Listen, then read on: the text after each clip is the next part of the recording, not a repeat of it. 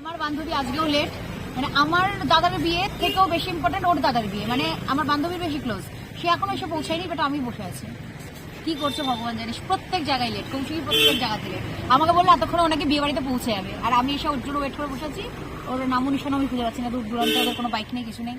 समझ रहे हो?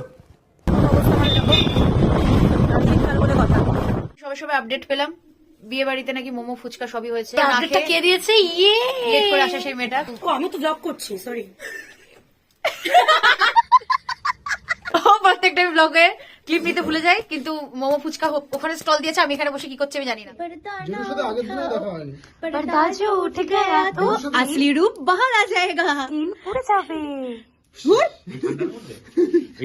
বাইরের লোকেশনটা দারুণ লাগছে। হ্যাঁ চাঁদ। বিয়ে বাড়ি হোক কিংবা যে কোনো বাড়ি, মানে অনুষ্ঠান হোক, চা খুশি হোক, চা খাওয়াটা ম্যান্ডেটরি। একটু পরে গিয়ে মোমো খাবো, পকোড়া খাবো, এটা ইম্পর্টেন্ট নয়। চায়ের দোকানে এসে চা খাওয়াটা বেশি ইম্পর্টেন্ট। কিনা কিন্তু আমি শিওর না। আর কেমন দিলাম? তোর শিওর না? না আমি সত্যি, আমি জাস্ট মুখ দেখার জন্য বললাম। থাকবে কিনা একটা বড় ব্যাপার। যে ড্রেসটা দেখাবো, এখন দেখা বোঝা যাচ্ছে না, বাট বাঙালি মায়ের আগলো মেয়ে। দেখি কৌশিক একবার ফেসটা একবার তো দেখা।